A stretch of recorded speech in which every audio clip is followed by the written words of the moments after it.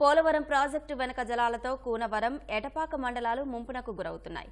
ఎటపాక మండలంలో 2 పంచాయతీలు పూర్తిగా మునిగిపోయాయి. పంటలు మునిగిపోయి, ఇళ్లు కూలిపోయి తీవ్ర ఇబ్బందులు పడుతున్నామని బాధితులు వాపోయారు.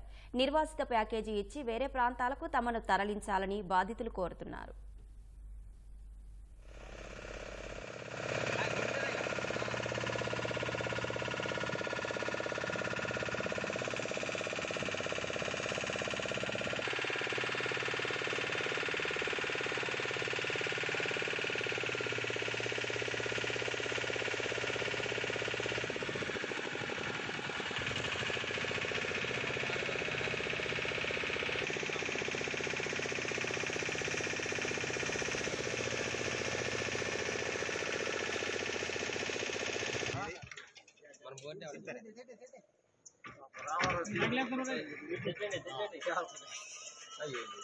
ఏడు మండలాలలో ముఖ్యంగా 4 మండలాలు, అందులో ఉన్నటువంటి ఎటపాక మండలం.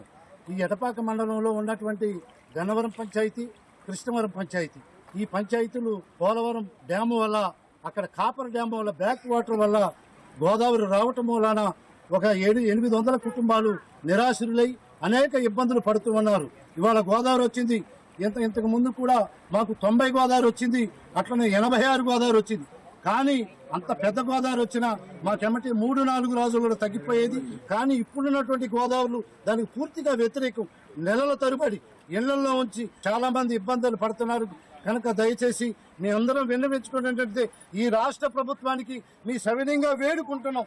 ఈ యొక్క 13 జిల్లాలకి ఇవాళ మేము తాగునీరు, సాగునీరు ఇచ్చి ఇవాళ మీ జల సమాధి కాబోతున్నాం.